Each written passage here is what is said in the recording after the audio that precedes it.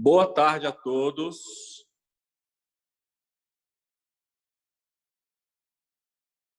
Boa tarde. É o Yurizão? Eu mesmo. Olha o cara aí, mano. Alana, boa tarde.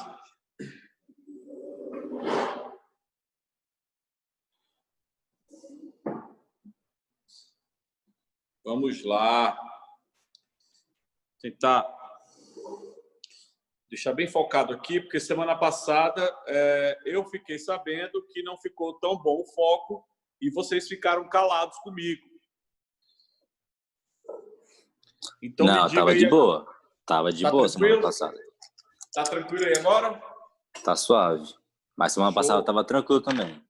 Tava, né? Então foi só intriga da oposição mesmo. Meus queridos, boa tarde novamente. Nós estamos aqui mais uma sexta-feira. Lembrando que após a minha aula, nós teremos aula de redação com a professora Helenice, não é isso? E eu gostaria que você ficasse bem livre, bem à vontade para participar nas aulas. O professor gosta bastante, isso é importante para nós, professores. Enquanto nós estamos dando aula aqui, você participar é fundamental. Então, o que eu gostaria hoje é falar, nós estamos aí na nossa apostila. Só um minutinho, só um minuto, deixei aqui.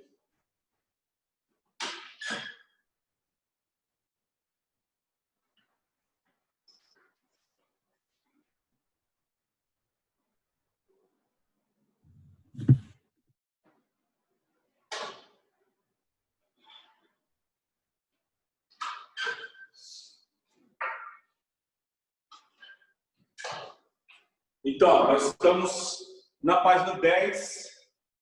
À minha frente é a frente de números inteiros. E hoje nós vamos falar dos critérios de divisibilidade.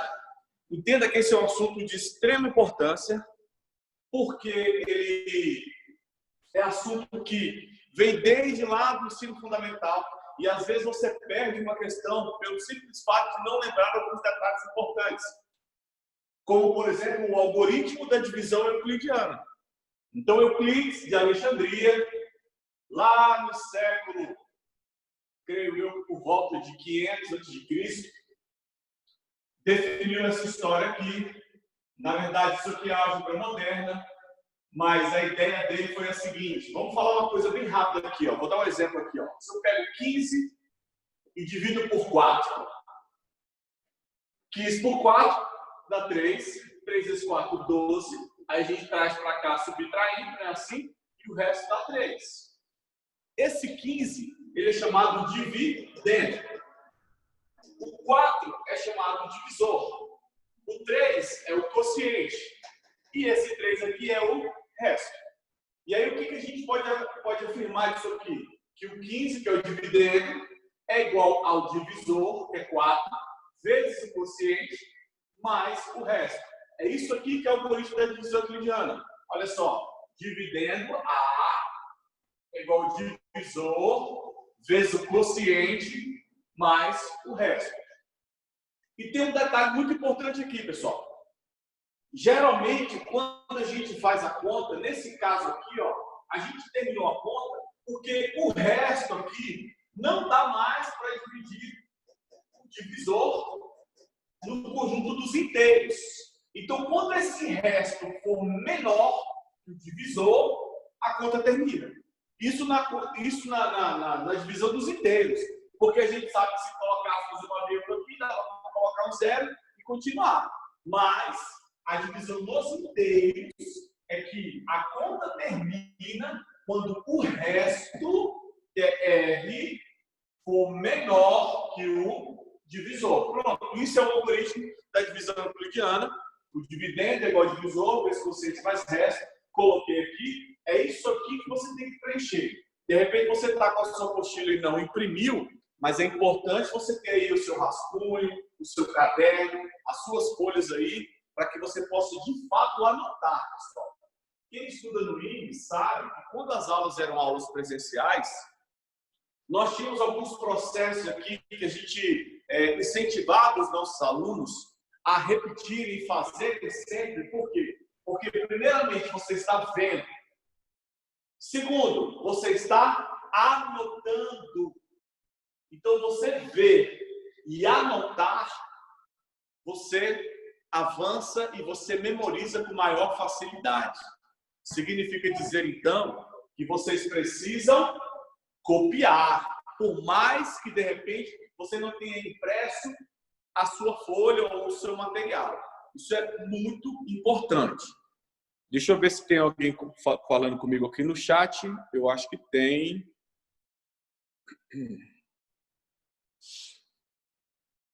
Alguém falou alguma coisa aqui comigo?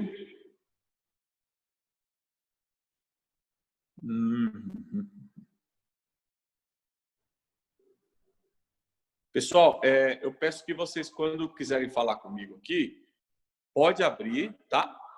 O microfone. Foi só um boa tarde aqui. Pode abrir o microfone e participar. Isso é importante demais. Gente, até aí tudo bem? Fala aí comigo. Tranquilo. Beleza. Sim. Então vamos que vamos. Olha só. Primeiro retângulozinho aí, esse balãozinho de divisão euclidiana. É isso aqui que você tem que copiar. Aí o segundo balãozinho está no tópico 2 da nossa aula, que são os critérios de divisibilidade. Primeira coisa, você vai anotar qual que é o critério de divisibilidade por 2. Simples, o número deve ser par. Pronto, o número tem que ser par.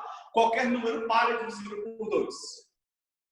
Agora, segundo critério de divisibilidade. Divisibilidade por 3. Olha só esse número aqui, ó. 1, 6, 3, 5. Aí a pergunta é, será que esse número é divisível por 3? Para que o número seja divisível por 3, a soma de seus algarismos deve ser um múltiplo de 3. 1 mais 6, 7. 1, 3, 10. 1, 5, 15. Então eu somei tudo, deu 15. 15 é divisível por 3? Sim. Então, para que o critério seja divisível por 3, a soma dos algarismos deve ser um múltiplo de 3. Esse é o critério de divisibilidade por 3. Vai anotando.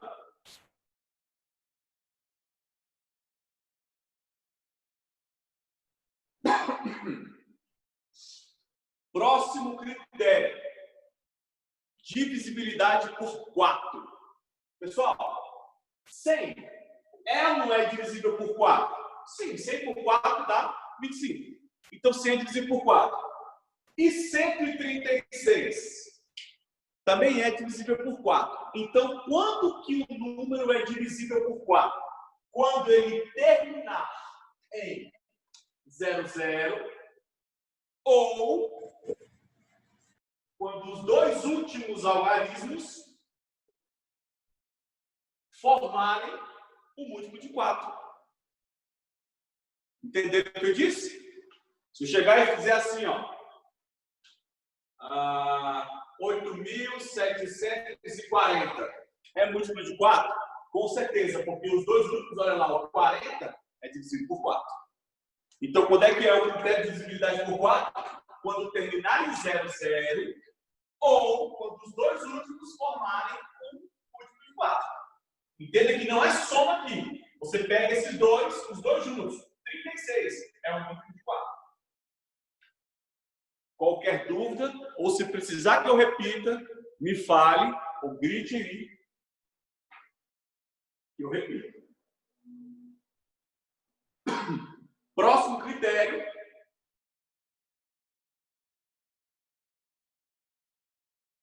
Próximo critério, divisibilidade por 5. É o mais fácil.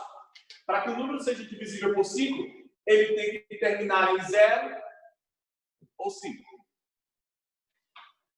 Então, quando é que o critério é de divisibilidade por 5? Quando o número termina em 0 ou 5. Bem fácil.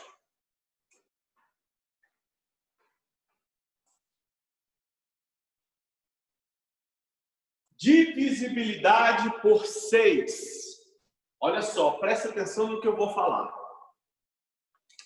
O número é divisível por 6 quando ele é par e a soma de seus algarismos é um múltiplo de 3. Vou repetir. Divisível por 6, o número deve ser par e a soma dos seus algarismos deve ser um múltiplo de 3. Pessoal, o que eu estou falando com isso? Eu estou dizendo que ele tem que ser divisível por 2 e por 3 simultaneamente. Ok? Você não precisa verificar se é por 2 e por 3. Olhou, é par. Se a soma dos algarismos é um múltiplo de 3, é divisível por 3. Pronto, então ele é divisível por 6. Dúvidas? Posso seguir, né? Quando é que um número é divisível por 8? Quando é que um número é divisível por 8? Quando ele terminar em 000 ou quando os 3 últimos, isso aqui eu não tenho certeza. Eu chutei aqui. Mas é quando ele terminar em 00 ou quando os 3 últimos formarem um múltiplo de 8. Lembra que o múltiplo de 4 eram os 2 últimos. Então ele vai ser divisível por 8 quando ele terminar em 000 ou quando os 3 últimos formarem um múltiplo de 8. Repito, eu não sei se 348 é múltiplo de 8. Vou colocar aqui.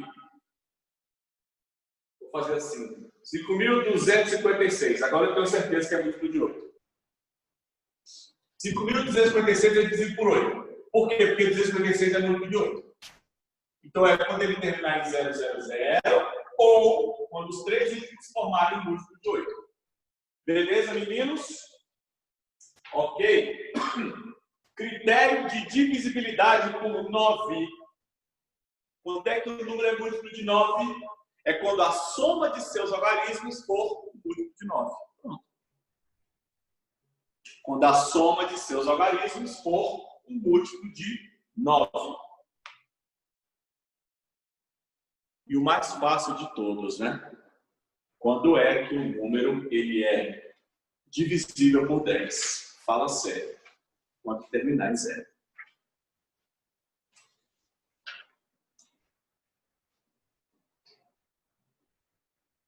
Bom, vou apagar aqui agora.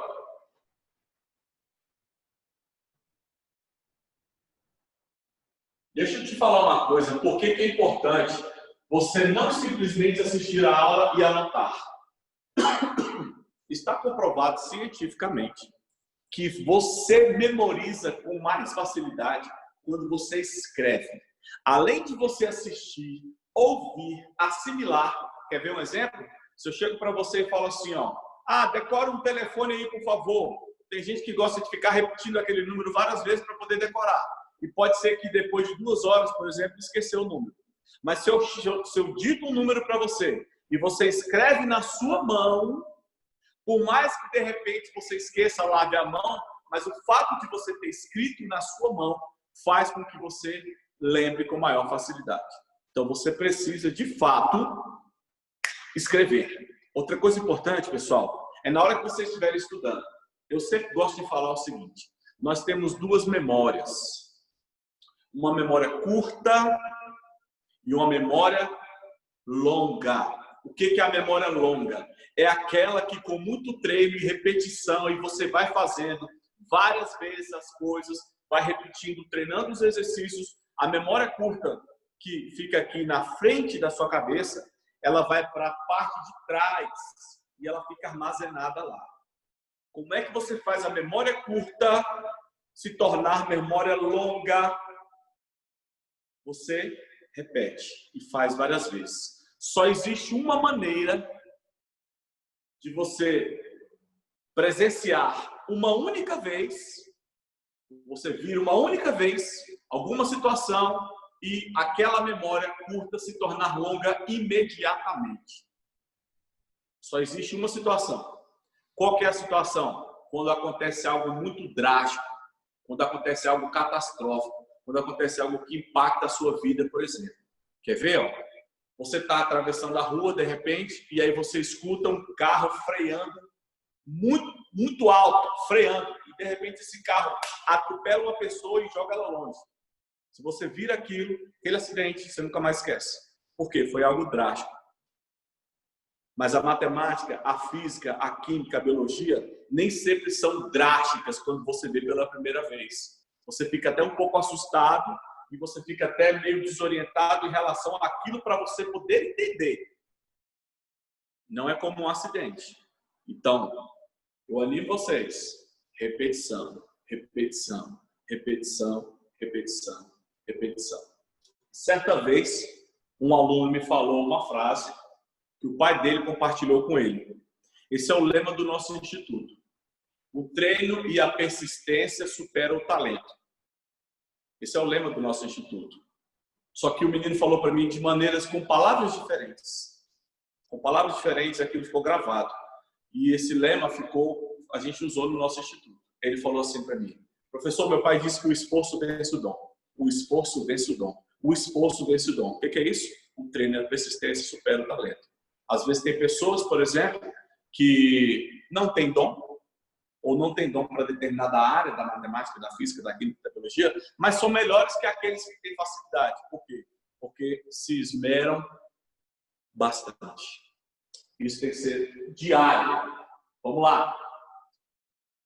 Número de divisores naturais. É o nosso terceiro tópico. Então, olha só, pessoal. Eu vou pegar, por exemplo, o número 18 e eu vou te mostrar como é que a gente encontra a quantidade de divisores e depois como encontra os divisores, ok? Então, a primeira coisa que tu vai fazer é pegar esse número e decompô-lo em fatores primos.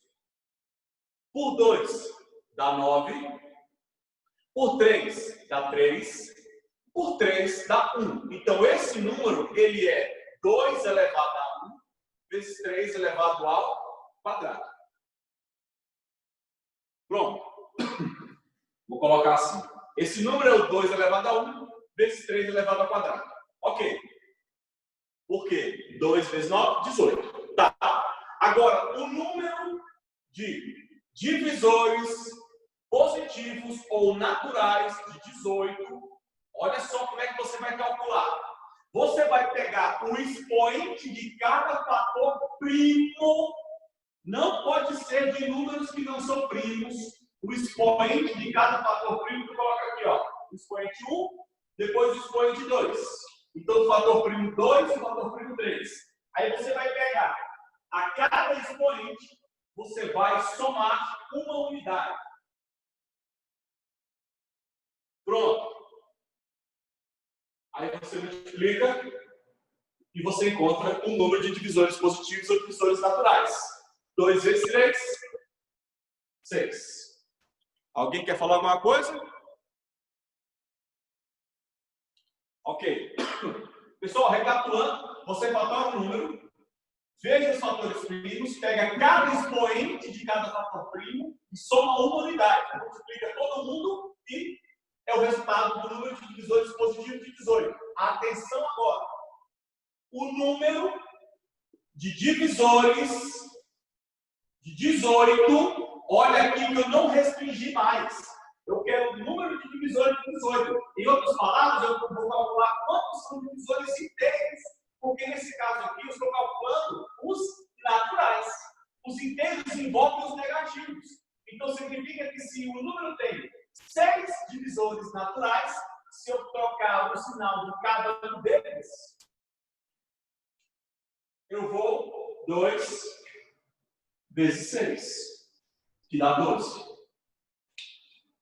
Por quê? Porque eu dou? Porque além de ter simplesmente os números positivos, também a gente vai poder usar os negativos. É assim que a gente encontra o número de divisores naturais, ou divisores positivos, e aqui o número total de divisores, considerando os inteiros. Vou te ensinar agora como é que você descobre quais são os divisores. Porque aqui eu descobri quantos são. Eu vou te ensinar agora a descobrir quais são eles. Olha só agora. Preste atenção. Eu coloco outra reta aqui do lado e traço aqui, ó, uma retinha para cá. Ok, você viu que ficou separada essa região. O menor divisor natural é 1. 1 é divisor de todo número. Então você faz assim agora, ó. Pega todos os fatores primos e sai multiplicando pelos divisores que você encontrou. 2 vezes 1, 2. Acabou. Agora tu pega com 3. 3 vezes 1, 3. Bota aqui do lado. 3 vezes 2, 6. Então eu já utilizei todos os produtos até chegar na linha dele. Próximo 3. 3 vezes 1, 3. Já tem. 3 vezes 2, 6. Já tem.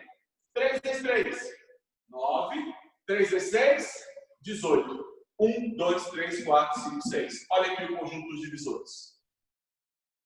Então eu ensinei para vocês, além de calcular quantos são os divisores, eu ensinei também a calcular quem são os divisores. Começando com 1. Ficou claro, gente? Claríssimo. Show de bola. Bom demais. Eu preferi escrever, ou preferi preencher esses quadrinhos aí com exemplos, que fica mais fácil para eu escrever a definição. Tá? Mas, enfim, a gente vai usar essa ideia aqui durante a aula, agora, nos exercícios, a gente vai usar isso aqui e vamos que vamos. Olha só.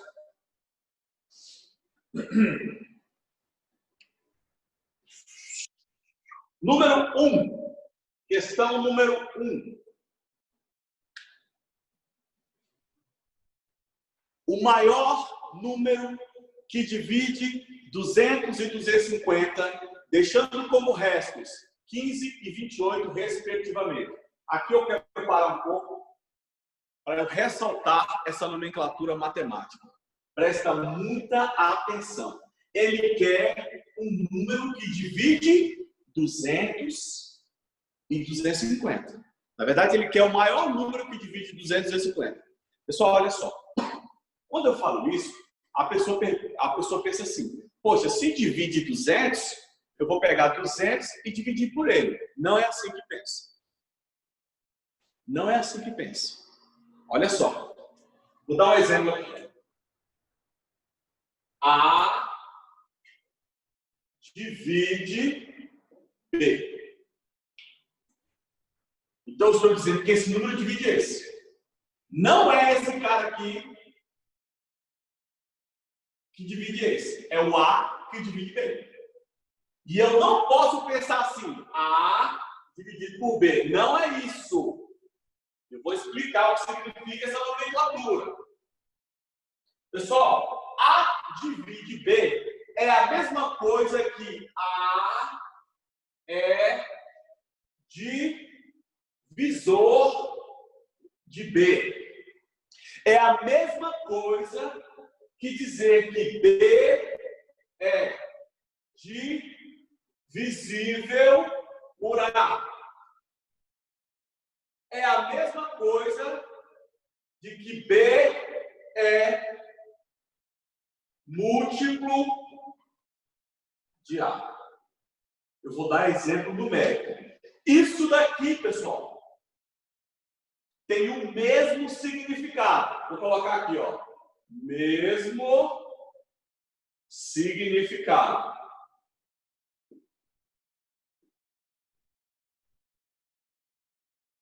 Presta atenção agora que eu vou te dizer. Olha só.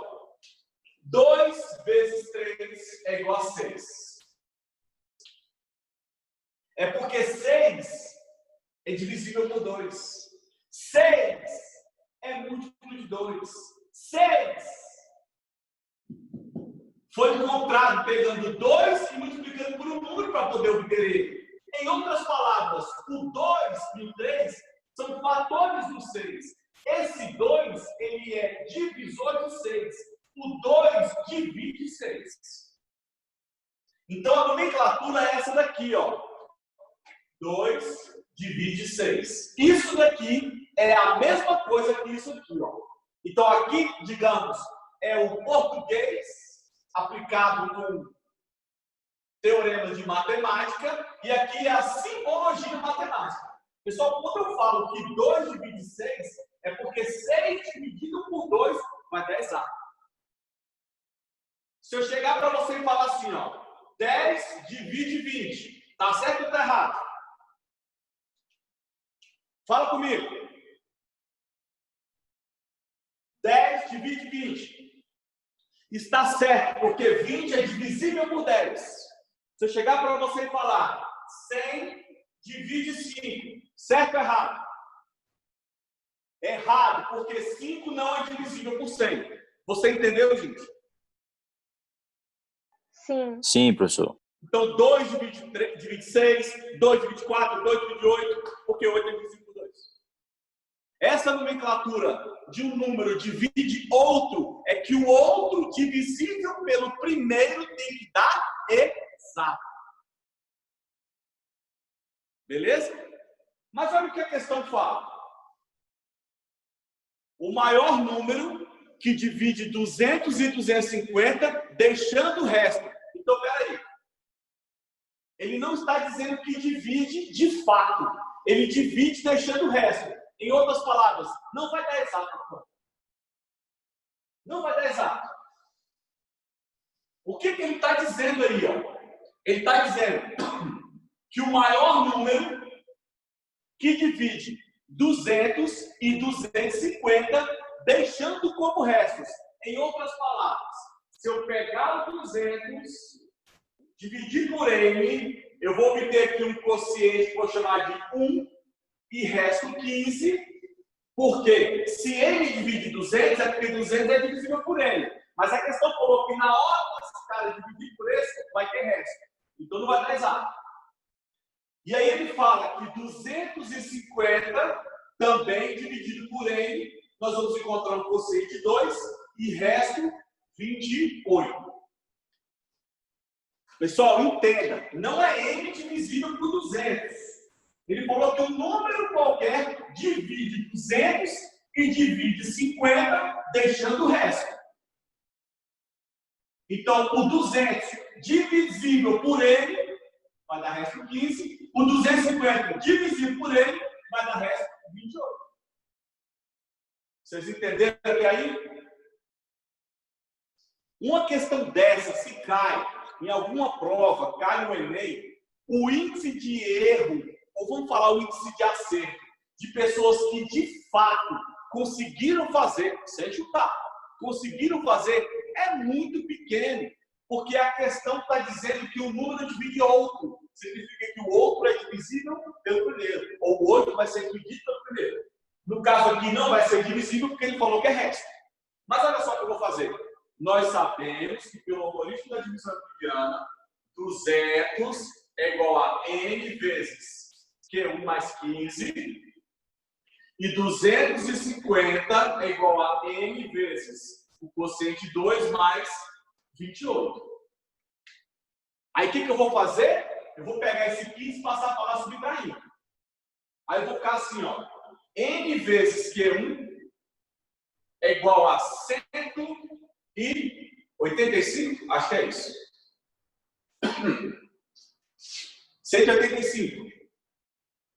N vezes Q2 é igual a 200. E quanto aqui? E 22? Acho que é isso. Passei subtraindo, né? 28 para lá. Pessoal, observe uma coisa aqui agora, olha só. O número vezes outro dá 185. O mesmo número vezes outro dá 222. Lembra que eu falei, ó?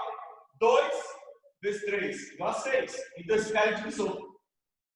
Esse cara é divisor. Como eu não sei quem é Q1 e quem é Q2, o que eu vou fazer? Eu vou fatorar o 185.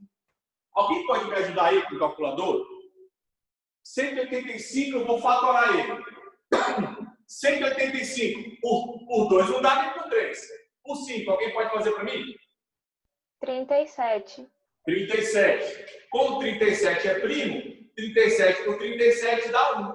Então eu sei que o 185 ele é 5 vezes 37. O 5 é um divisor de 185 e o 37 é um divisor de 185. Eu só tenho esse 2. Pessoal, me ajuda aqui agora. Fatorar 222 por 2 dá 111. Por 3. 37. Olha que maravilha! e por 37 dá 1. Então, em outras palavras, 222 é 2 vezes 3 vezes 37. Pessoal, significa que esses dois são os divisores de 185. Esses 3 são divisores de 222. Como tem que ter um número que é o mesmo para as duas situações, qual é o maior valor para um divisor? Utilizando os dois aí, olhando para os dois. Qual é o maior valor? 37. É a resposta. É o maior divisor. O maior número que divide e deixa dentro.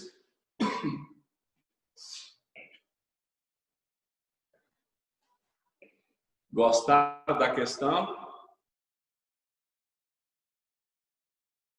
Só o ouro. Cara, eu particularmente gosto muito dessa parte da matemática. Eu gosto demais. Isso aqui é matemática básica. Isso daqui, ó, lá na frente, eu vou botar esse ensino fundamental. Isso aqui, quando os meninos lá... Hoje a minha filha estava tendo aula de manhã, ela tem 10 anos. Na hora que ela estava tendo aula, eu falei, deixa eu fazer as questões da aula de hoje à tarde com os meninos.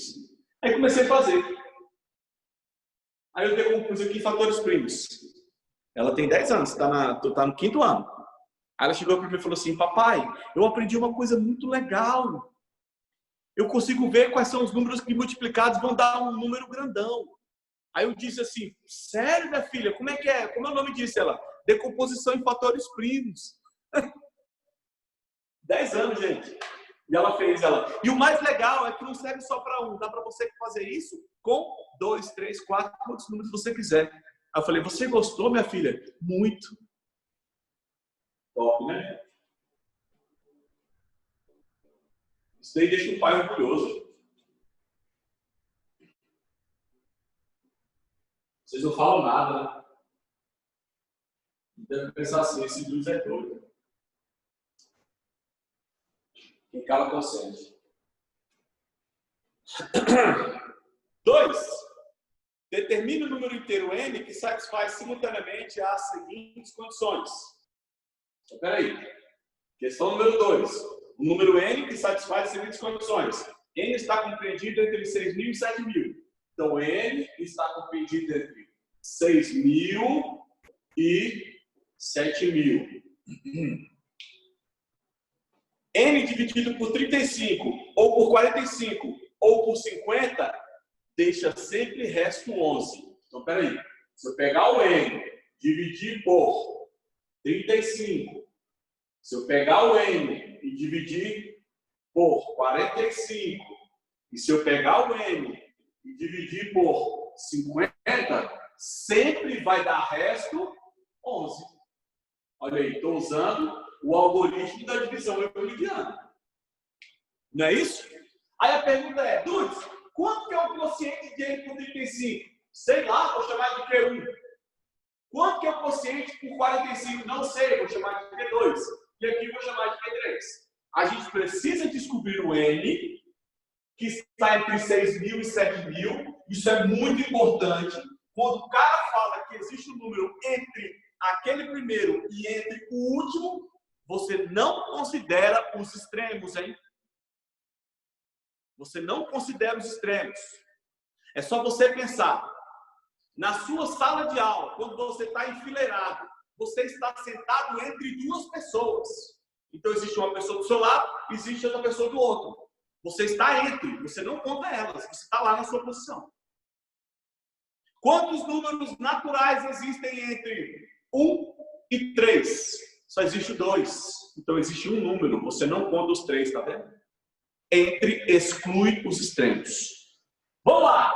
Aplicando a divisão euclidiana, a gente vai encontrar que n é igual a 35Q1 mais 11. Mesma coisa aqui, ó.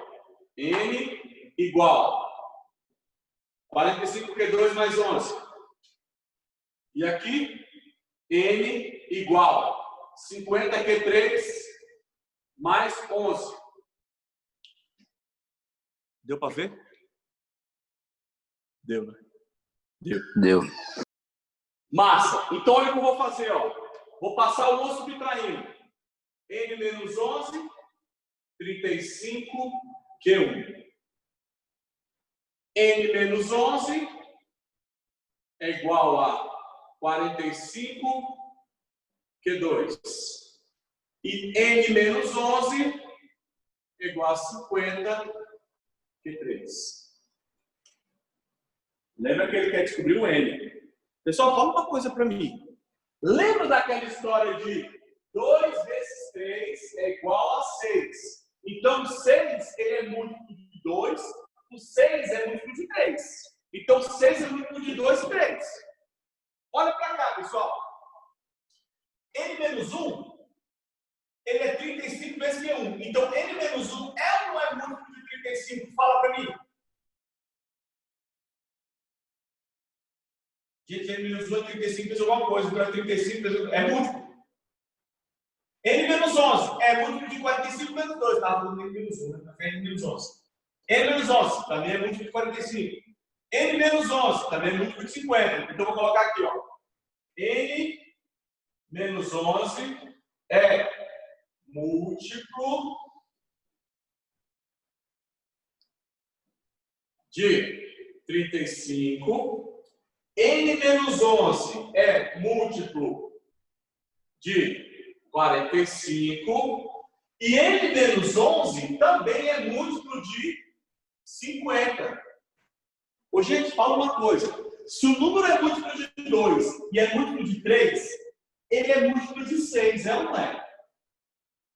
Pessoal, o que 6 é de 2 e 3? Não é o MMC? Então, se o 6 é múltiplo de 2 e o 6 é múltiplo de 3, é que o 6 é nada mais, nada menos que o quê? Múltiplo do MMC. Claro, o 6 é múltiplo dele mesmo. O que eu estou querendo dizer? Que se o número é múltiplo de 2 e 3, ele é múltiplo do MMC entre 2 e 3. Se o número é múltiplo de 35, 45 e 50, ele é múltiplo, vou escrever aqui, ó, N menos 11 é múltiplo do MMC entre 35, 45 e 50.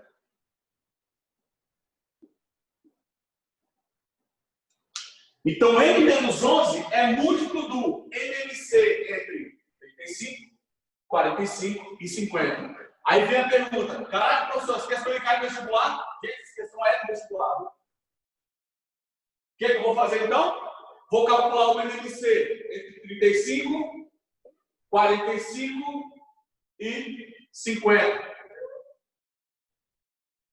Por 2, 25. Aqui continua 45, aqui continua 35.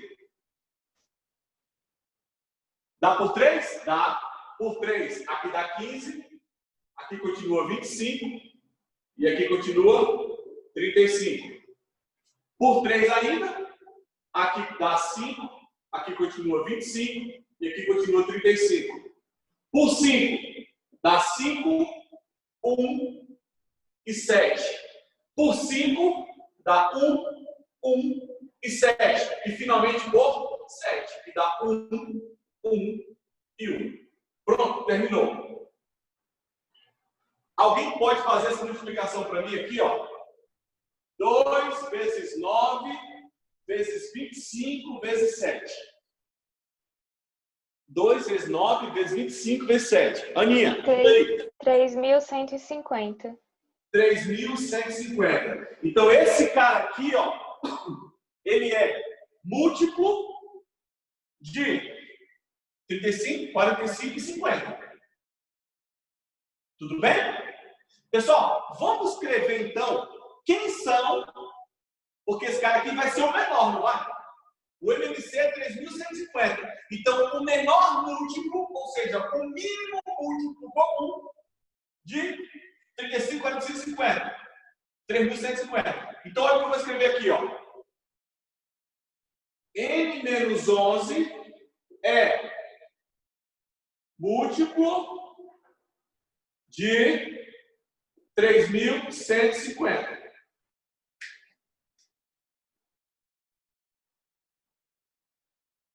Então, N menos 11 é igual a 3.150. N menos 11. Próximo seria somar 3.150. 6.300. N menos 11. Seria o próximo, múltiplo de 3.150. 9.450, é isso? E vai. Como ele é múltiplo de 3.150, ele pode ser 3.150 vezes 1, 3.150 vezes 2, 3.150 vezes 3, 3.150 vezes 4, e aí vai. Só que eu vou parar, pessoal. Por quê? Porque ele falou que o N está entre 6.000 e 7.000.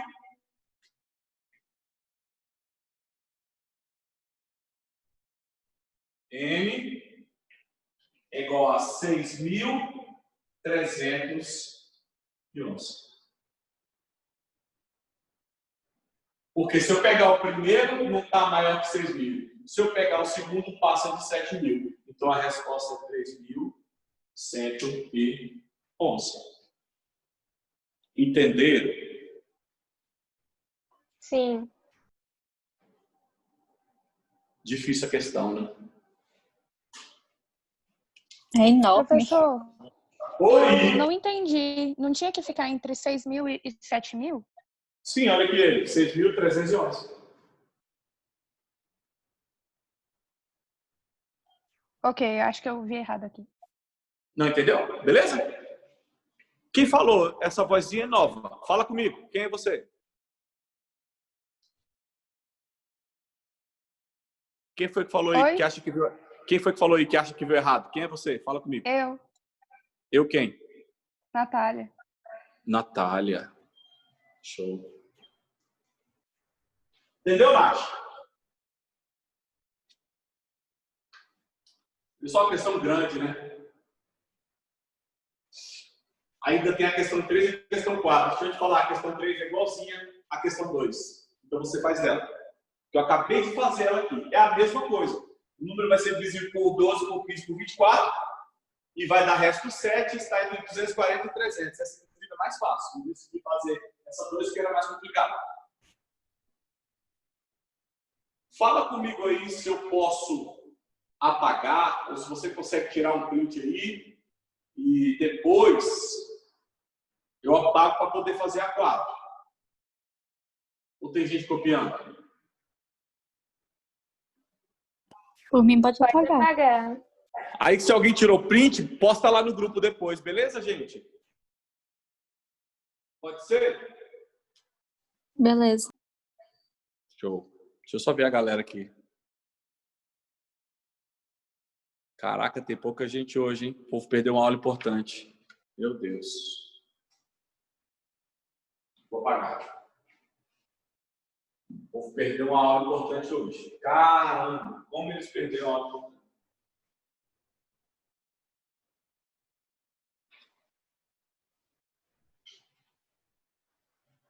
Bom, vamos lá.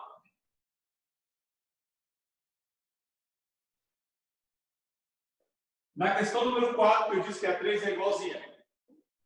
Questão 4 fala que P é igual a 4 vezes 15 elevado a K. E ele fala que se o número natural P tem 48 divisores naturais, então, peraí, o número de divisores positivos de P é nós pegarmos os fatores primos. Você tem que tomar muito cuidado aqui agora. Porque a pessoa pensaria, por exemplo, em pegar o expoente do 4. O 4 não é um fator primo. O 4 é 2 ao quadrado. Então, o fator primo é 2. 15 não é um fator primo. O 15 nada mais é que 3 vezes 5. Então, é 3 elevado a K vezes 5 elevado a K. Agora sim, nós temos 3 fatores primos. A gente já aprendeu que basta pegar os expoentes de cada fator primo e somar o que, gente? Somar uma unidade. Então, se eu somo uma unidade a esse, uma unidade a esse e uma unidade a esse, e multiplico todos eles, a gente vai encontrar o número de divisores naturais, que ele falou que é 48.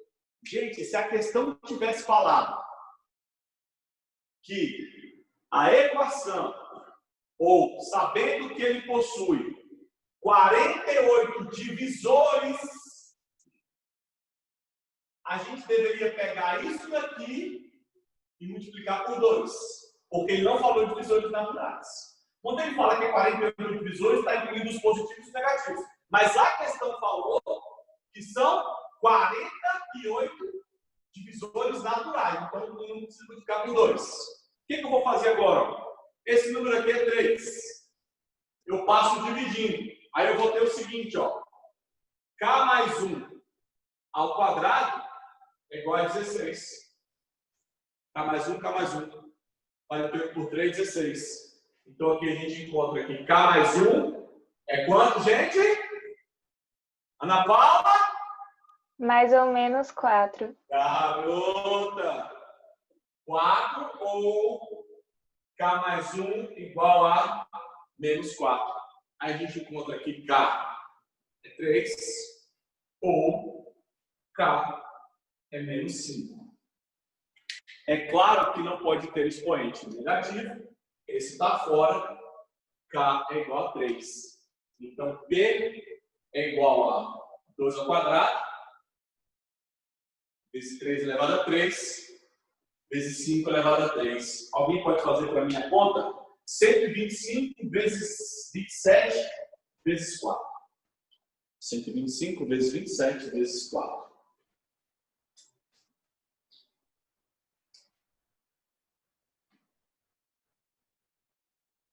13.500. É o P. Dúvidas? Dude, sua câmera fechou. Fechou mesmo. A Helenice está me ligando.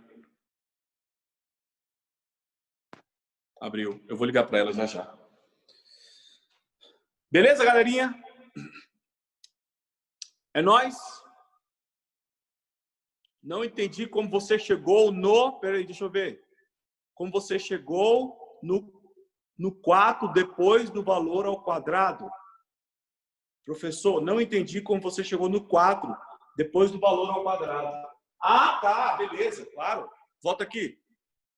Volta aqui, volta aqui. Olha aqui, lindona. Qual é o número que é elevado ao quadrado dá 16? 4. Ou menos 4. Entendeu ou não?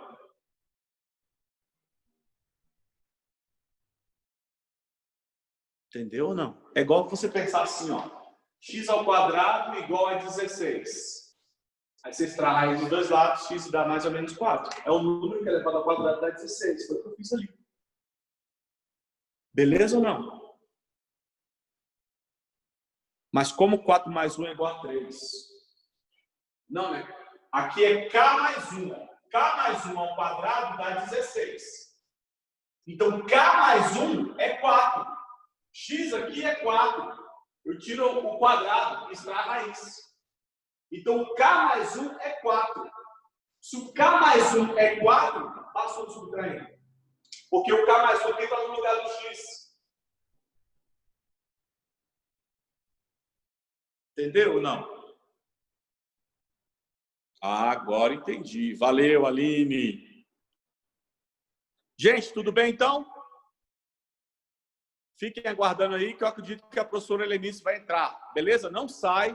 Tudo certo. Valeu, Alana. Beijo para vocês. Até sexta. Fiquem aguardando. Não saiam da sala, que a professora vai entrar. Beijo para vocês.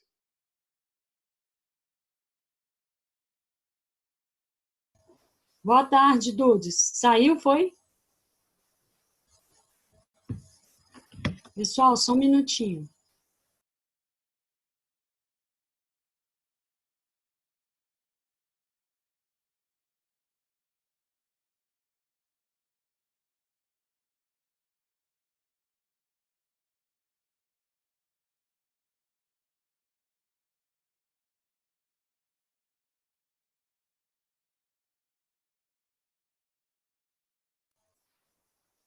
Oi, pessoal.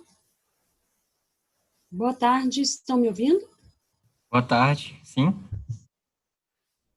Beleza. Eu estava falando com o Eduardo aqui, tá bom? Porque ele não percebeu que eu entrei e estava aqui tentando me ajudar. Mas tudo certo agora, ok?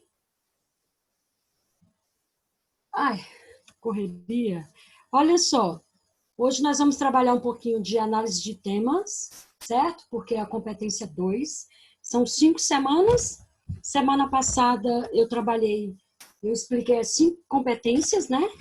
De Oi, uma vez. lindona. Oi, você não me viu, Eduardo? Te vi, não. Eu não vejo ninguém quando estou dando aula. Não, mas você Eu vou te estava colocar falando como anfitriã. Desculpa ter te cortado aí. sem problema. É porque aqui fica o computador gravando e eu gravo lá do meu celular. Mas vou te colocar agora como anfitriã. Só um minuto. E aí, Beleza. tá no grupo deles aí, para você postar lá o que você quiser, tá? Como é que é? Eu vou te colocar no grupo deles, Para eu postar agora do atividade. WhatsApp, e você posta para eles. Ótimo. Você já é Beleza. anfitriã, você já é a dona do show. Ok, obrigada, Dutz. Beijo. Beijo. Tchau, boa tarde.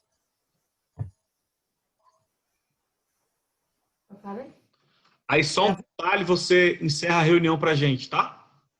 Beleza, eu encerro. Sem Beleza. problema. Beijão. Beijo, tchau. Vamos lá, pessoal. Como eu estava falando, né? Aula passada, eu dei uma geral nas 5 competências que o Enem cobra e falei sobre a competência 1, ok? Hoje nós vamos trabalhar, focar competência 2 e entra um pouco na competência 3, certo? Em paralelo, vamos trabalhar a questão da interpretação de temas e como semana passada acabou sendo muita correria. Eu trabalho em outras escolas, sou coordenadora, montando turmas, sou da Secretaria de Educação também. Eu tive que criar turmas com professores para a plataforma, enfim. Eu não consegui enviar para vocês e eu fiquei esperando um retorno do Eduardo, mas hoje que ele vai me incluir no grupo e aí eu vou postar as atividades no grupo, certo? Ele falou que vai me incluir agora, né? Então, hoje ainda eu posto uma atividade, certo? Aí eu vou deixar com vocês, no grupo mesmo, eu vou colocar o meu e-mail, certo? Vou usar um e-mail pessoal que eu tenho e vocês vão enviando as atividades para eu corrigir com a tabela do Enem, correção do Enem, certinho? Então vamos lá, eu vou abrir aqui, compartilhar uma tela com vocês e alguém, por favor, sinaliza para mim se foi compartilhada. Antes de falar um pouquinho mais da competência 2, eu vou colocar aqui 2 temas para vocês. Aí eu quero que vocês aí, rapidinho, onde vocês estão, pode ser anotar no celular, numa folha de papel, eu quero que vocês definam 2 ideias para cada tema para mim. Beleza? Rapidinho, só para a gente trabalhar a questão de interpretação do tema. Na verdade, são 3 temas. Eu vou compartilhar. Alguém, por favor, sinaliza se deu certo.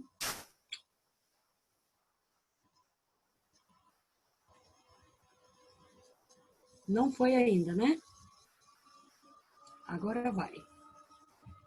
Estão visualizando? Sim. Sim. Né? Então, olha só. A competência 2 do Enem, ela trabalha a questão da interpretação, ok? Do tema, se vocês entenderam a proposta do tema, certo? E se vocês estão respeitando a estrutura textual. Então, esses 2 aspectos nós vamos trabalhar hoje. A análise de tema junto com a estrutura. É a competência mais pesada, certo? Eu até preferi passar primeiro por isso aqui, revisando, para depois passar uma atividade de um tema que eu arrisco. Eu vou sugerir alguns temas aí que eu arrisco para o Enem, certinho? Então, olha só, temos aí, só um minuto. Por que não está indo? Agora foi. Temas anteriores aí, do Enem, certo? Eu tenho aqui o tema de 2019, 2018, esse eu vou comentar agora rapidinho, mas eu quero que vocês trabalhem agora com esses 3 temas. Enem 2017, 2016 e 2015, certo? Então, vocês vão colocar para mim 2 ideias em relação a cada tema, rapidinho. Eu vou dar aí 5, 7 minutos, aí interpreto com vocês, pode ser? Então, vamos fazendo. Eu vou marcar o tempo aqui. São 2h55. Quando for 3 horas, eu chamo vocês aqui. Quem for terminando, aí a gente vai corrigindo para eu entrar na questão da análise de tema. Certo? Então, mandem ver.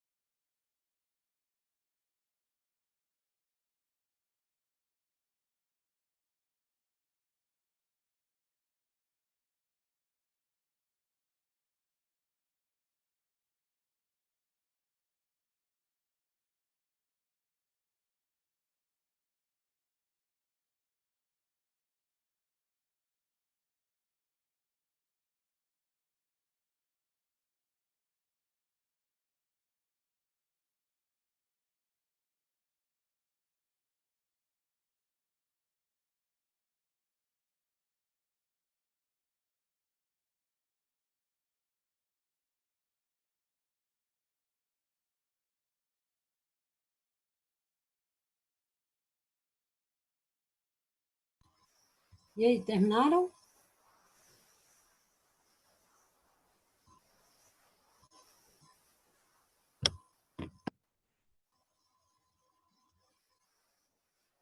E aí, meninos, vocês estão me ouvindo direitinho? Alguém sinaliza, por favor? Sim, dá para ouvir. Dá, né? Então, vamos lá.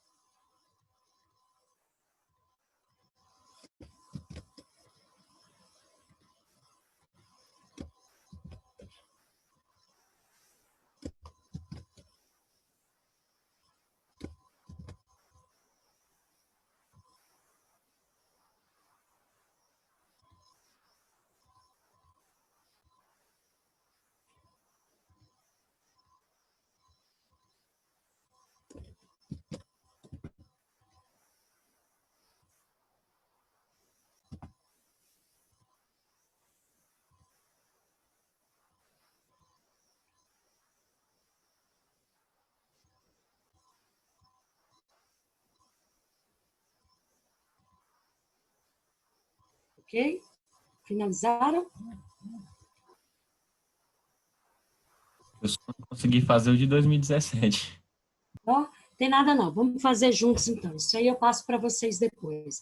Eu queria que vocês só tivessem uma ideia de, assim, ó, qual o ponto de partida em relação à questão da interpretação do tema, ok?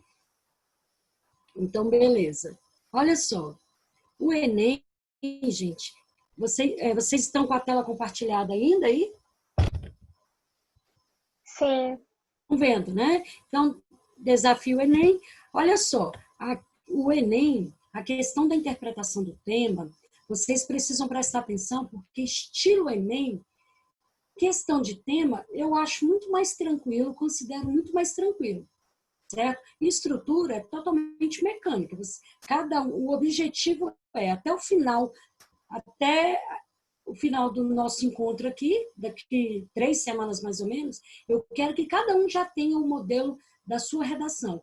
Sabe aquele modelo Coringa? Que vocês vão utilizar para qualquer redação que vocês forem fazer. Por exemplo, vão treinar com várias redações para o Enem, vários temas, e podem usar o mesmo modelo sempre. Isso aí é a questão do modelo Coringa, aquele que vocês vão usar toda vez que for fazer uma dissertação, vocês vão usar o mesmo modelo, ok? Isso é totalmente mecânico. Agora, a parte da interpretação do tema, vocês precisam prestar atenção. Às vezes, uma palavrinha só. Olha só esse aqui, por exemplo, 2019.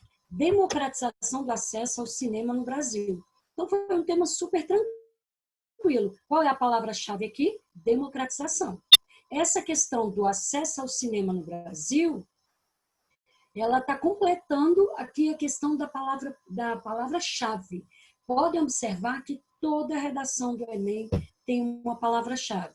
E quando não tiver, você vai usar uma lógica de causa e consequência para descobrir as ideias. Aqui, por exemplo, Enem 2019, democratização. O que a gente pensa? Todos têm direito em relação ao acesso ao cinema. Não importa se é rico, se é pobre, se não é, todos têm direito. Só que, na prática, isso não acontece, ok? Aí, por exemplo, aqui duas ideias que acabam... dois fatores que contribuem para que isso não aconteça. A questão da desigualdade social, que colabora muito, né, com isso aí. Quando tem regiões menos desenvolvidas, cidades menos desenvolvidas, elas não têm esse espaço, essa abertura para a questão do cinema. Tem cidade que tem apenas uma sala de cinema, tem região que nem tem, quando tem uma só e o acesso é mais restrito. Aí vem a questão do valor também. Quantas pessoas não podem pagar aquele valor para poder frequentar um ingresso, para poder ir ao cinema? Aqui, por exemplo, Águas Claras tem cinema, Taguatinga tem, Ceilândia agora fiquei na dúvida.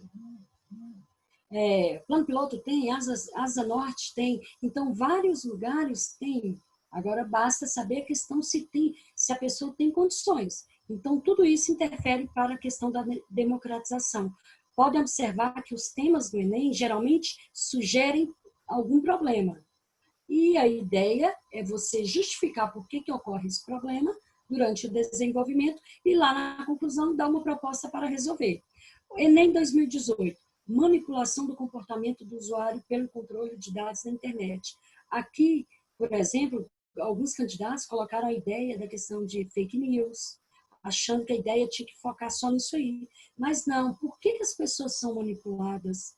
Poderia até usar a ideia de fake news como uma ideia secundária para explicar a ideia principal, sem problema, ok? O próximo tema aqui, 2017, esses aqui que eu passei para vocês. 2017, desafios para a formação educacional de surdos no Brasil.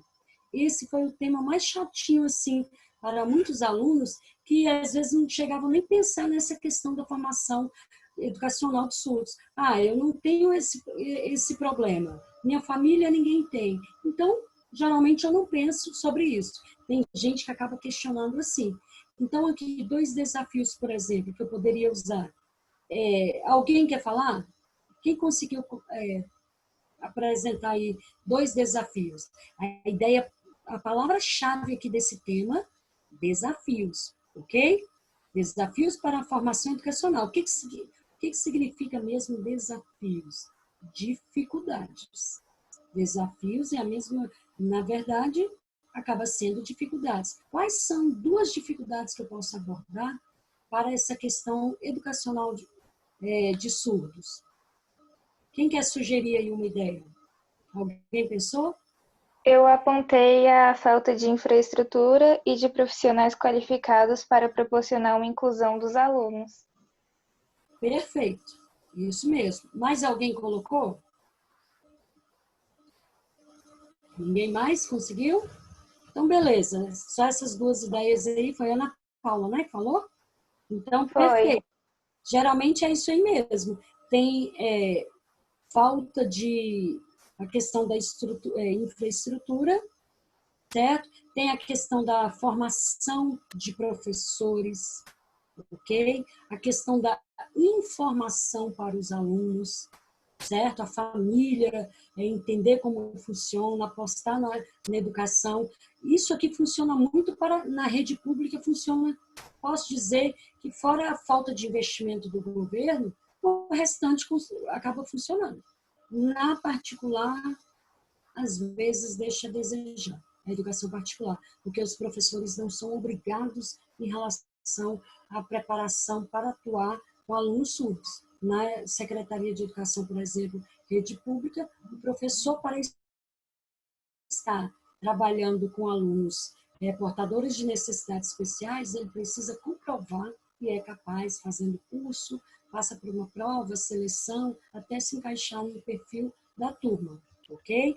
2016, caminhos para combater a intolerância religiosa no Brasil. A palavra-chave aqui não é só falar, o tema é intolerância religiosa no Brasil. O assunto é sobre intolerância religiosa. Esse é o assunto, a ideia geral. Mas o tema mesmo, caminhos para combater a intolerância religiosa. Esse caminhos quer dizer o quê? Soluções, certo? Ou seja, quais são duas soluções que eu posso colocar aqui para combater a intolerância religiosa? Eu posso dar um exemplo de intolerância religiosa no parágrafo de desenvolvimento, e logo em seguida eu tento resolver, dou uma pequena proposta, não precisa detalhar, porque está no desenvolvimento. Depois que eu apresentei a ideia 1, no mesmo parágrafo eu coloco uma proposta para a ideia 1. Aí apresento um segundo caminho, uma ideia de solução também. Quem conseguiu pegar duas ideias sobre esse tema de 2016? Alguém conseguiu?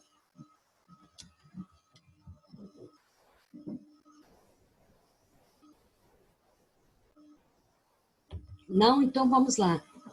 Caminhos para... Quais são dois caminhos, ou seja, duas soluções que nós poderíamos usar aqui? A questão, como está falando caminhos, o que eu posso colocar para resolver esse problema? É a questão de punir com mais força a questão do preconceito, da intolerância. Querendo ou não, intolerância religiosa é um crime que a pessoa comete. Ok? Aí eu posso dar como exemplo alguma coisa que é uma mulher que foi agredida, a religião dela é espírita, muitas pessoas que não concordavam praticaram violência contra ela e colocam o nome. Teve um caso, não lembro o nome agora, no interior de São Paulo, que uma pessoa dessa religião espírita foi agredida. Aí eu coloco o exemplo. Aí posso colocar lá no fechamento uma forma de combater esse tipo de crime. Aí coloca a solução, ou seja, considerar como crime, punição mais severa, crime inafiançável, certo? Uma ideia número 2 que eu poderia desenvolver, um caminho, as escolas trabalharem essa questão religiosa. Antes, há um tempo atrás, existia a disciplina de ensino religioso, justamente para trabalhar a questão do respeito, em relação a várias religiões. Não trabalha nenhuma religião específica, mas sim a questão da ética, do respeito, de saber, de se informar um pouco antes de criticar a religião do outro. E hoje, praticamente, não existe mais essa disciplina.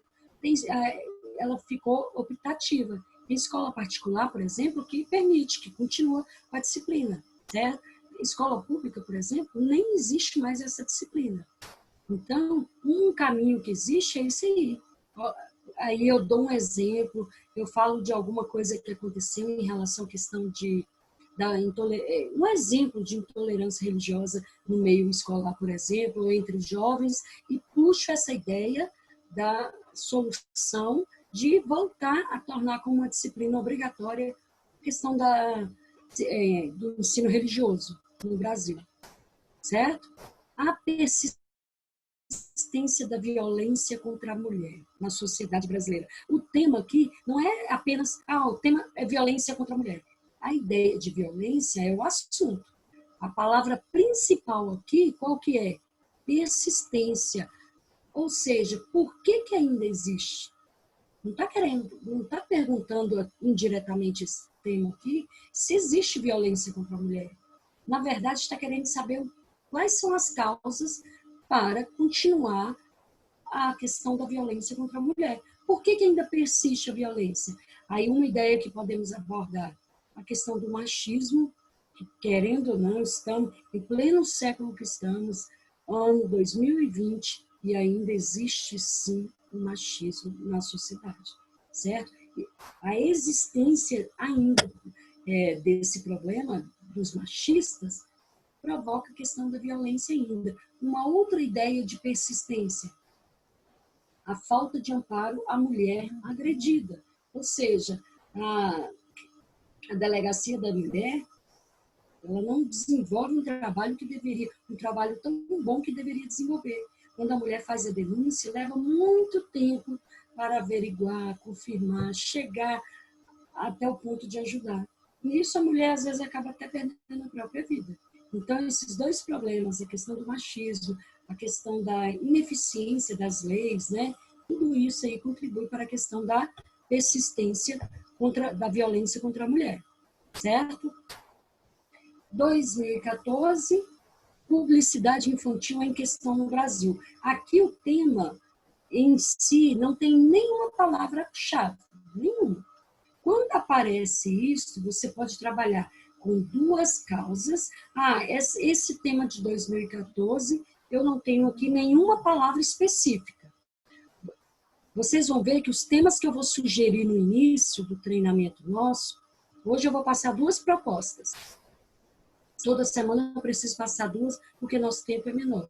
Então, eu vou passar uma proposta em que o tema está definindo uma palavra-chave e uma proposta com tema no geral. Esse aqui, por exemplo, o tema está no geral, publicidade infantil em questão no Brasil. Ou seja, não tem uma palavra-chave ali. Então, eu posso trabalhar com duas causas em relação à publicidade infantil no Brasil.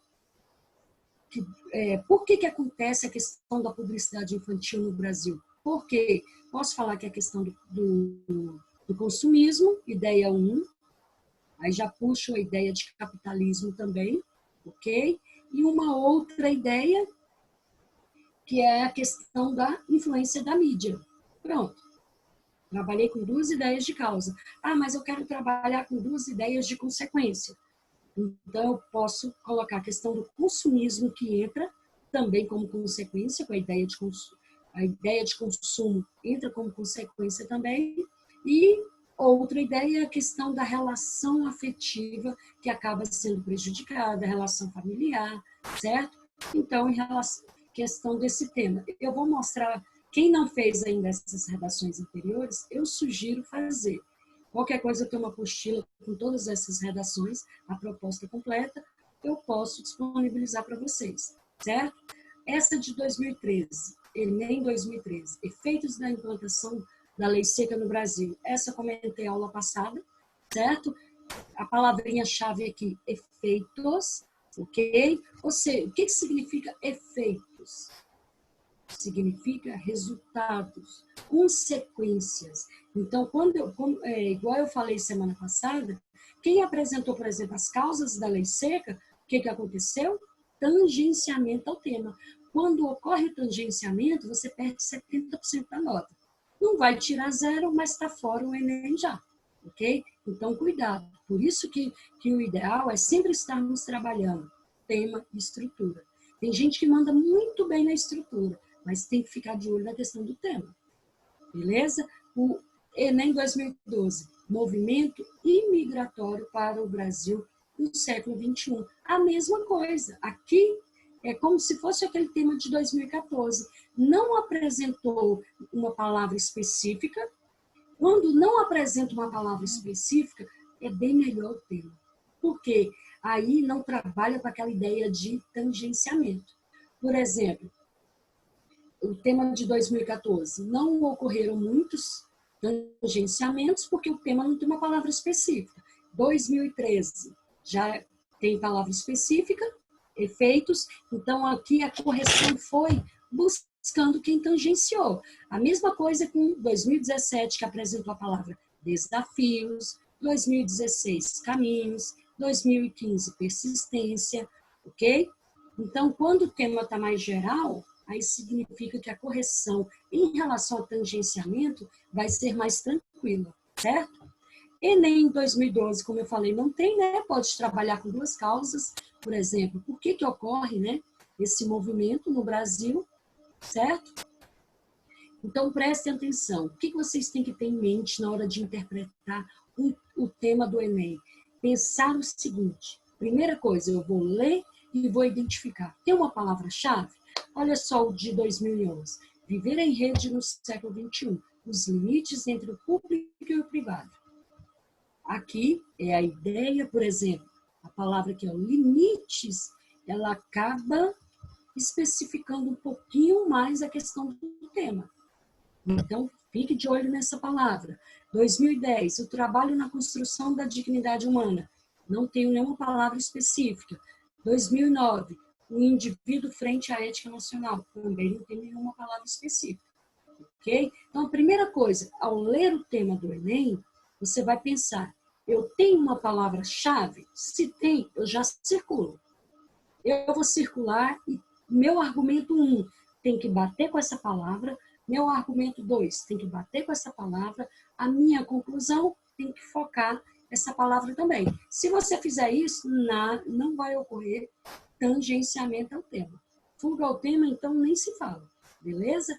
Quando não tiver a palavra-chave delimitando o tema, aí você vai pensar, eu vou trabalhar com 2 causas ou 2 consequências. É melhor que faça assim, em vez de colocar uma causa e uma consequência. Ok? Porque se eu trabalho com 2 causas, no parágrafo de cada uma eu posso colocar consequência junto. Então já entra com a ideia de argumento. Se eu coloco 2 consequências, argumento 1, argumento 2, automaticamente eu vou colocar causa também. Então, você colocar causa e consequência juntas no mesmo parágrafo, isso vocês podem fazer. Não pode escolher. Um parágrafo vai ser causa, o outro vai ser consequência. Aí não dá certo. Beleza? Então, vocês precisam, pula essa parte aqui, vocês precisam prestar atenção em relação a essas palavras. Ok? Deixa eu só excluir esse slide aqui. Esse aqui é essa ideia que você tem que considerar. O tema apresentou qual palavra? Desafios, dificuldades, impasses, consequências, efeitos, riscos, caminhos, meios, como, persistência, causas, porquê. Então, tem que buscar uma dessas palavras. Se não tem, aí você trabalha com a ideia de causa e consequência. Se tiver uma dessas aqui, foca na palavra. Beleza? Dúvidas em relação à questão da interpretação do tema, gente? Tá tranquilo. Tranquilo, né? Agora vamos para, de fato, a competência 2, certo? É rapidinho, pouca coisa isso aí.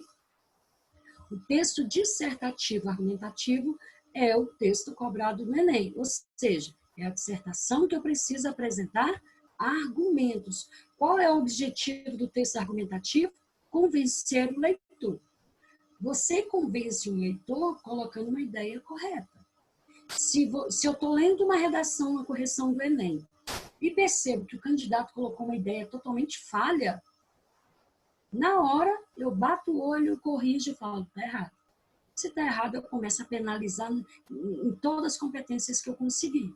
Infelizmente, a correção é assim.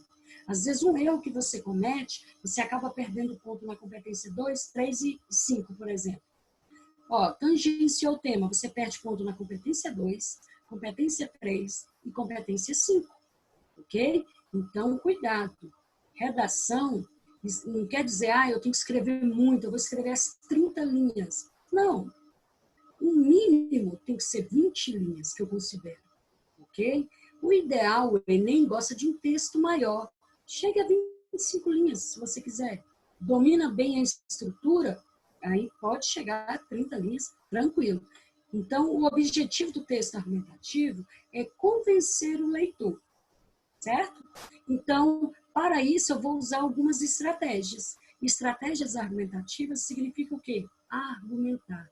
Como que eu posso argumentar num texto mesmo? Muitos de vocês já viram isso aqui. Colocando argumento de citação, colocando citação, no caso aqui, pode ser citação de um filme, certo? Pode ser citação de uma série, citação de um livro. Eu posso citar um trechinho de uma música. Tudo isso aí é repertório cultural. É o conhecimento de mundo que eu estou colocando no meu texto. Aí eu mostro que eu tenho conhecimento de mundo. Eu pego o tema, leio os textos motivadores, vou só pegar a ideia principal e a argumentação toda é minha, tem que vir daqui, ó, da cabeça do candidato, beleza? Então, eu posso colocar uma citação de uma pessoa renomada no assunto, uma pessoa da área, um filósofo, um biólogo, um psicólogo, ok? Posso colocar uma citação de uma série, fazendo referência com a ideia que eu estou trabalhando no parágrafo, a questão do filme, música, uma obra literária, ok? Exemplo, posso usar uma ideia de exemplo de domínio público, não vou colocar exemplos pessoais, questões familiares, minhas, nada disso. É um exemplo de domínio público. Algo que aconteceu na sociedade, por exemplo. Em Taguatinga faleceu uma mulher por falta de atendimento que estava com diagnóstico de Covid-19. Aí eu posso usar esse exemplo. Beleza? Então, foi um exemplo que foi noticiado, saiu no jornal, saiu numa revista, foi divulgado. Lógico que foi divulgado porque o conhecimento chegou até mim. Então, eu vou usar como exemplo, certo? Aí pode, exemplo de domínio público. Alusão histórica é quando eu pego alguma coisa do passado para explicar algo do presente. Eu cito uma pandemia que já aconteceu e comparo com a pandemia que estamos vivendo. Isso é alusão histórica. Enumeração, quando eu trabalho várias ideias, eu estou citando, por exemplo, por que a Brasília, o Distrito Federal, para falar melhor, né, está sofrendo muito com a questão aí dessa pandemia. Aí eu começo a citar falta de leitos nos hospitais, falta de uma estrutura governamental transparente, falta de conscientização da população. Eu começo a citar vários fatores. Isso é enumeração. Coloco uma ideia de causa-consequência no mesmo parágrafo, vira argumento. Por isso que eu falei para vocês, quando o tema não especificar, trabalhe com a ideia de causa e no mesmo parágrafo jogue a consequência. Porque, além de acertar o tema, você já ganha questão de argumento. Outro tipo de argumento também temos aí comparação, ok? E dados concretos. Não esqueçam, dados concretos, vocês precisam colocar a fonte, senão ele não tem valor algum, beleza? Então, só lembrando aí, a competência 2 do Enem, ela busca 2 aspectos, tema e estrutura. O aluno, para mandar bem no Enem, não basta só ele achar o tema fácil, bonito, nada disso. Ele tem que conhecer, passo a passo, como que é a redação do Enem. A competência 1, nós vimos semana passada. Qual que era? A que aborda a questão da norma culta. É aquele cuidado com a escrita, com a questão da margem, ortografia, rasura, legibilidade do seu texto.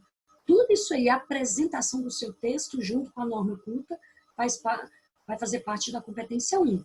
A competência 2, como nós vimos, ela trabalha a questão do tema e da estrutura, certo? Isso aqui nós já passamos por ele semana passada, só lembrando que são 5 competências, cada competência vale 200 pontos. O ideal, gente, é vocês pegarem totalmente o estilo Enem.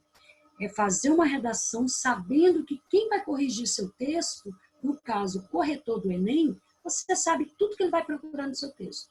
Eu vou fazer uma redação, lembrando que quem vai corrigir meu texto é um corretor exigente, então tudo que eu sei que ele vai descontar de mim, eu não vou cometer o erro. Então, tem aluno que nem sabe como funciona o Enem, não sabe a questão das competências, o que tem que saber em cada competência.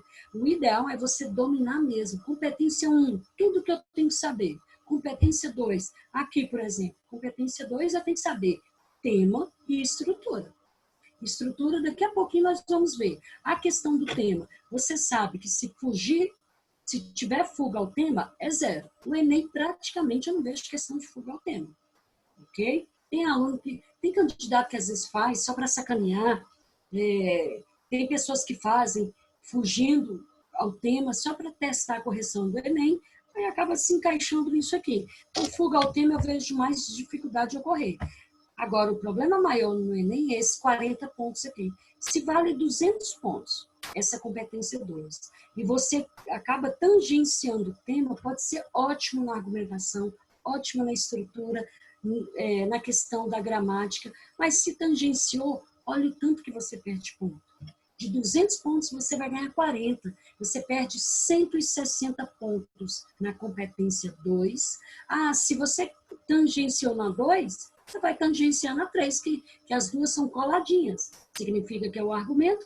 Então, se tangenciou o tema, o argumento foi junto. Então, você perde 160 pontos na competência 2, 160 pontos na competência 3 e 160 pontos na competência 5 também.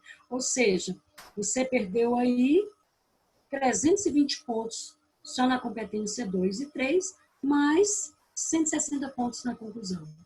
É muita coisa, gente. Ou seja, acabou sua redação do Enem. Competência nível 2 é quando você se encaixa na questão do tema, que você não apresentou argumentos.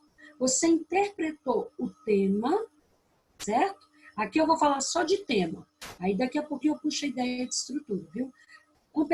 Nível 2, você apresentou o tema de acordo com o que está coladinho ali do texto motivador. Eu li o texto motivador e fiquei só explicando o que está lá. Isso aí é nível 2. Você perde muitos pontos. Perde aqui 120 pontos.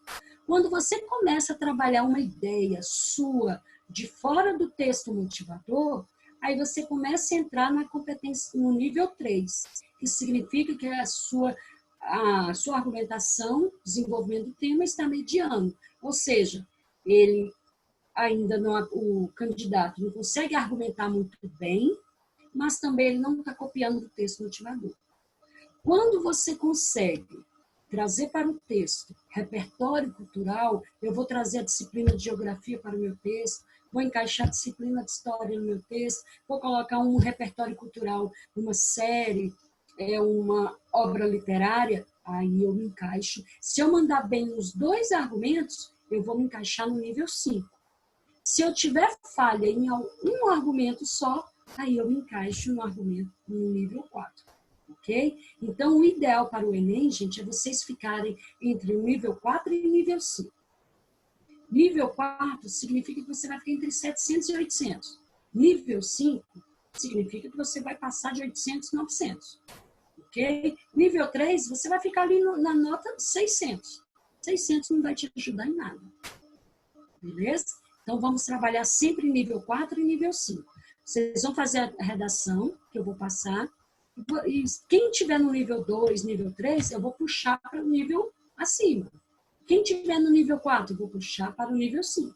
Certo? Vou sempre fazer isso aí. Agora, cuidado com uma coisa. O texto argumentativo, o dissertativo argumentativo, uma vez você interpretando o tema, aí você trabalha a ideia de argumento junto. Ou seja, eu vou falar sobre a questão, aquela mesmo dos desafios para a educação de surdos no Brasil. Se eu trabalhei com a ideia de desafios, eu vou colocar uma ideia que seja lógica, que seja verdade. Se eu ficar generalizando muito no meu argumento, isso aí é um tipo de falácia. Olha só o que é falácia. É um substantivo derivado de um adjetivo latino que significa enganador, ilusório. Todas as vezes em que um raciocínio errado ou mentiroso é colocado como verdadeiro, ocorre a falácia. Falácia é o que a gente mais está vendo durante essa pandemia 2020. Muitos erros nas argumentações, muitos. É assim, sem querer puxar para a questão da política, mas já puxando. Por exemplo, uma falácia que está sendo bastante discutida da semana passada para cá. A questão do governador Ibanez. Como que na segunda-feira ele decretou estado de calamidade aqui no DF, na segunda-feira, e logo uns dias depois ele simplesmente fala que vai liberar tudo porque é uma gripezinha, ele está considerando como uma gripezinha, então que pode voltar, as aulas presenciais podem voltar, bares, academias, ou seja, isso aí é um tipo de falácia. O que é a falácia? É quando a pessoa tenta argumentar, mas o argumento fica totalmente sem lógica. Olha só, todo argumento falacioso pode encontrar razões psicológicas, íntimas, emocionais, mas nunca razões lógicas. Essa ideia que eu dei aí do governador, como que ele diz? Assim, não é questão de estar contra o governador, não. É analisando o argumento.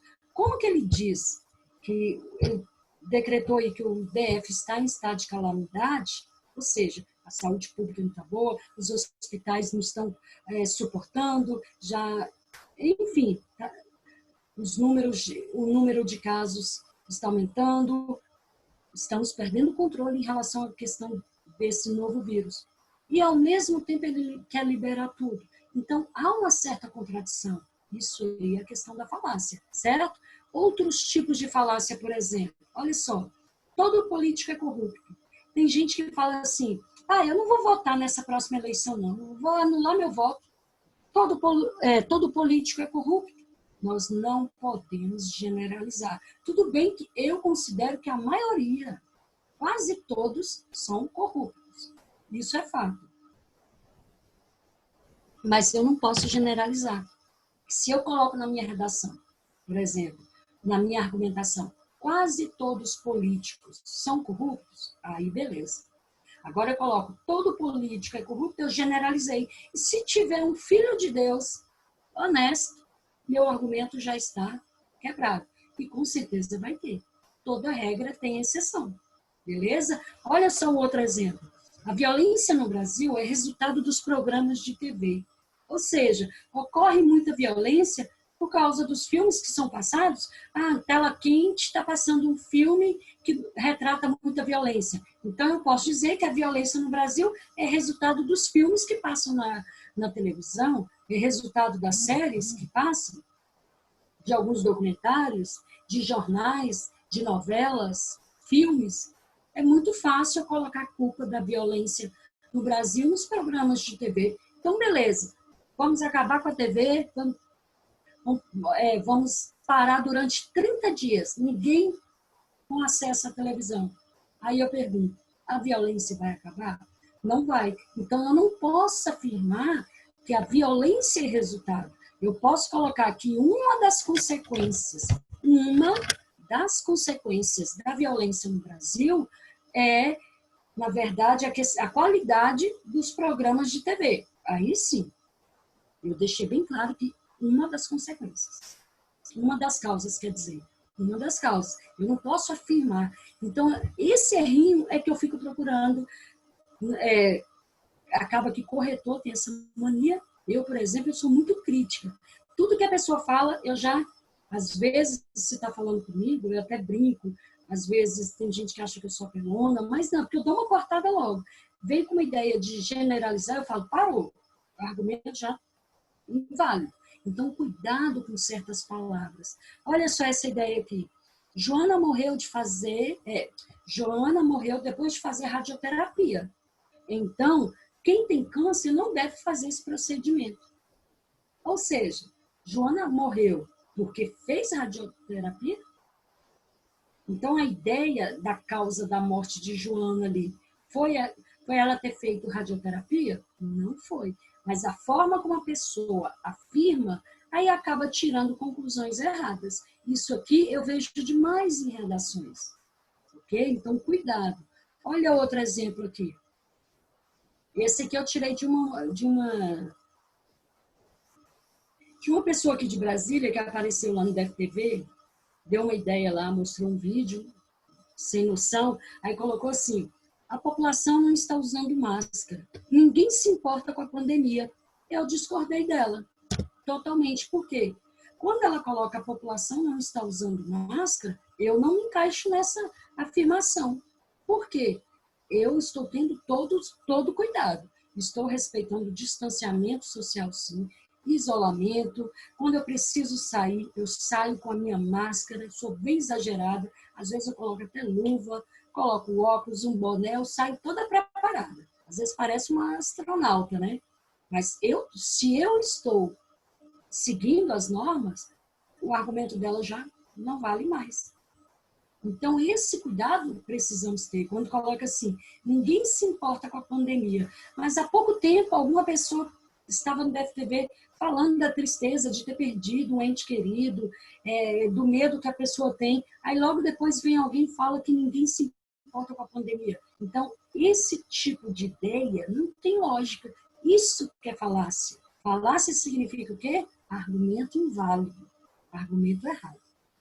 Certo? Então, para a gente não cair nessa ideia de argumento errado, a gente precisa prestar atenção. Olha só, primeira coisa, argumentou, pensa assim, que partes do argumento parecem suspeitas. Ou seja, eu vou ler meu argumento, tem alguma parte que está parecendo suspeita aqui, que parece que está errada? Ficar de olho. Outra perguntinha que eu posso fazer, que partes desse meu argumento parecem mais fáceis de atacar? Ou seja, essa frase aqui, com certeza Helenice vai criticar, na correção ela vai falar que faltou aprofundar, que eu fui muito superficial, então eu já corrijo essa parte, ok?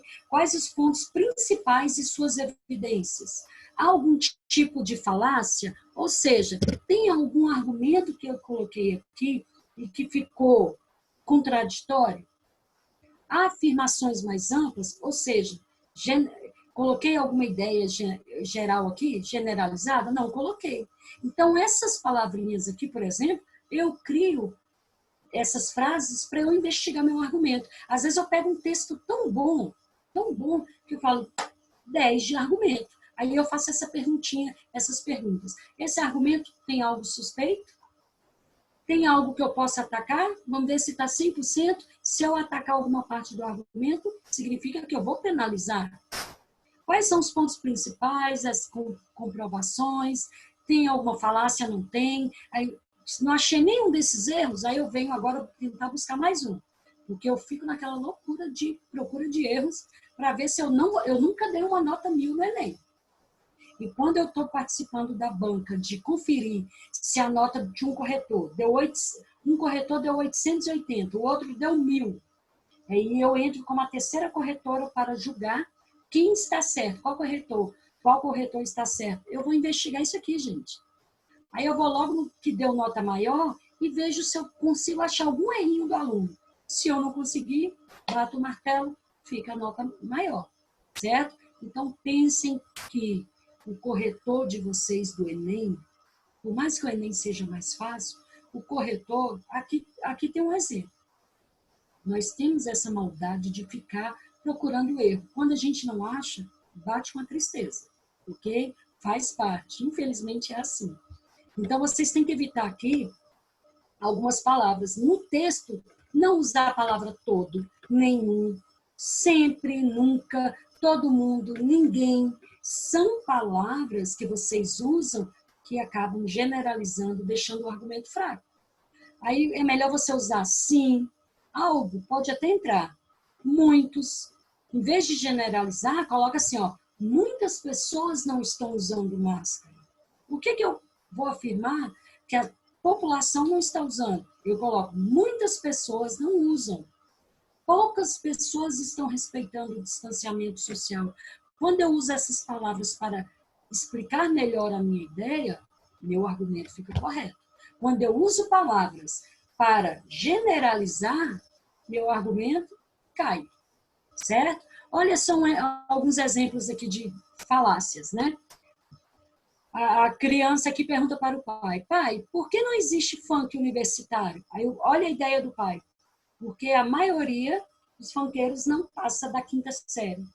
Isso é uma ignorância, é um tipo de ignorância. Tem gente que acaba associando o funk com a questão da desigualdade, da miséria, que muitos, quem curte funk é uma pessoa que não tem nenhum ensino fundamental completo. Eu não posso generalizar, eu posso colocar que lá na comunidade carente, em que a maioria não tem nenhum ensino fundamental completo, 99% curte funk. Aí eu posso falar que muitos curtem, mas eu não posso falar eu não posso falar que muitos deles que curtem funk nunca nem terminaram a 5ª série. Então, cuidado com certas palavras, ok? Esse aqui, ó, porque a maioria não passa da 5ª série, É uma ideia que não tem lógica. Outra ideia que eu estou vendo de falácia que está acontecendo muito agora, essa questão aqui, ó. O coronavírus, ele virou um bicho para a crise econômica, ou seja, o país sempre foi maravilhoso em relação à economia, sempre foi 10, Brasil todo, todas as regiões do Brasil, sempre nota 10 na economia. Aí agora, de repente, apareceu esse danadinho aqui, coronavírus, e acabou com a nossa economia. Ou seja, estamos vivendo uma crise econômica por causa do coronavírus. Isso aí é falácia. Se a gente tirar a questão da pandemia de 2020, vamos analisar só a questão econômica. Já existia a crise econômica. Ela se intensificou um pouquinho agora. Ela está pior agora. Beleza, aí eu posso falar que a pandemia está prejudicando mais, está aumentando essa crise econômica. Eu não posso falar que a pandemia é a causa da crise econômica. Ok? Então, cuidado com a relação de palavras que vocês fazem. Olha outra ideia falha aqui. Armas não matam pessoas. Pessoas que matam pessoas. Isso aqui é um tipo de falácia também. Como que eu posso falar que armas não matam pessoas? Beleza. Mas, por exemplo, eu estou aqui, estou com muita raiva, sou descontrolada, questão psicológica, psiquiatra, sou toda abalada. Cabeça aqui bate mesmo. Se eu tiver uma arma do meu lado, eu vou ficar muito mais agressiva. Se eu já tiver esse perfil, com a arma, eu posso matar a pessoa. Sem a arma, eu posso tentar agredir, acabo apanhando, pronto, resolveu a situação, ou então bato um pouquinho, beleza, mas como que diz que armas não matam pessoas? Lógico que sozinha ela não vai matar.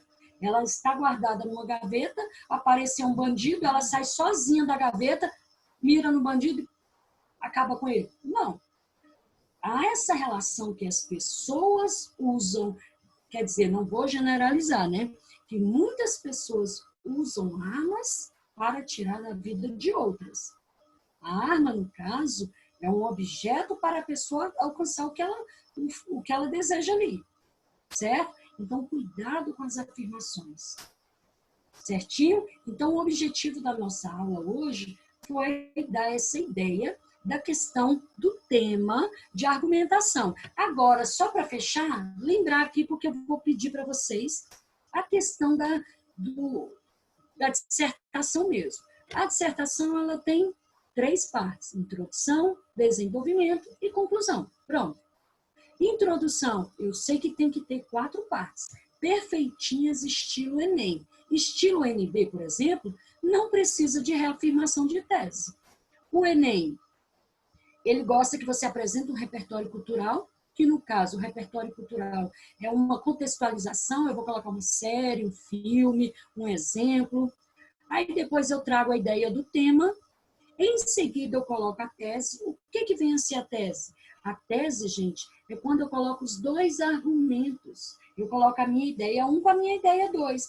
A tese, na verdade, é o meu ponto de vista. O meu ponto de vista eu divido em 2 argumentos, ok? E a minha reafirmação da tese, o Enem adora essa parte. O que é a reafirmação da tese? É quando eu coloco no final da introdução, eu coloco uma ideia de que o problema tem que ser resolvido. Olha só esse exemplo aqui, rapidinho. A Fórmula 1 é um evento esportivo que unifica rapidez e automóveis. Todavia, em situações corriqueiras no trânsito, o excesso de velocidade pode gerar acidentes e mortes. Nesse contexto, o motorista... Então, até aqui foi o repertório. Nesse contexto, o motorista brasileiro apresenta um comportamento de exceder os limites de velocidade, visando chegar mais rápido ao destino. Ademais, o descumprimento das normas de trânsito é um hábito recorrente que gera consequências trágicas, ok? Então, o que faltou aqui nessa introdução, por exemplo? Eu tenho o repertório cultural, eu tenho a minha ideia 1, a minha ideia 2, faltou aquela frase de fechamento. Assim, é necessário discutir o problema é necessário discutir a problemática em questão. Ponto. Quando você sugere essa ideia de resolver o problema, isso é introdução, ok? É a reafirmação da tese. O desenvolvimento, eu não vou ler o exemplo. Eu quero que vocês tentem fazer sozinhos. Na próxima aula, a gente vai fazer a análise da dissertação, ok? Porque entra a ideia do argumento. O desenvolvimento, eu sei que tem que ter 3 partes. Tópico frasal, argumento e fechamento. Então, por exemplo, eu li a introdução. Isso aqui foi uma introdução que uma aluna fez ontem para mim, de uma ideia, o comportamento do brasileiro no trânsito. Então, ao ler, eu percebi que faltou a reafirmação da tese. Aí eu vou ler o desenvolvimento 1, desenvolvimento 2. Eu vou procurar as 3 partes. Tópico frasal, a argumentação e fechamento. Conclusão, eu vou ler procurando essas 3 partes também. Retomada da tese, proposta de intervenção, que tem que ter agente, ação, modo, finalidade e detalhamento, mais a perspectiva futura. Encontrei essas 3 partes, aí significa que a estrutura está certa, beleza? Então, esse foi o nosso objetivo de hoje, trabalhar a ideia de tema, noção de argumento válido ou falácias, certo? E entrar na questão da ideia da estrutura. Só que a competência 3, ela puxa mais ainda um pouquinho da estrutura. Então, próxima sexta-feira, eu vou detalhar a estrutura e trabalhar o máximo que eu posso de argumentação com vocês. Será o tema da nossa terceira aula. Beleza? Alguma dúvida, gente? Não? Podemos encerrar, então? Então, é isso aí. O Eduardo vai me colocar no grupo. Vou deixar 2 propostas para vocês, ok? Eu vou colocar 2, porque pelo menos uma eu sei que vocês vão tentar fazer. Certinho? E próxima semana vamos trabalhar pesada a questão da argumentação. Certinho? Então, bom final de semana. Até a próxima. Bye, bye. Valeu. Beijos.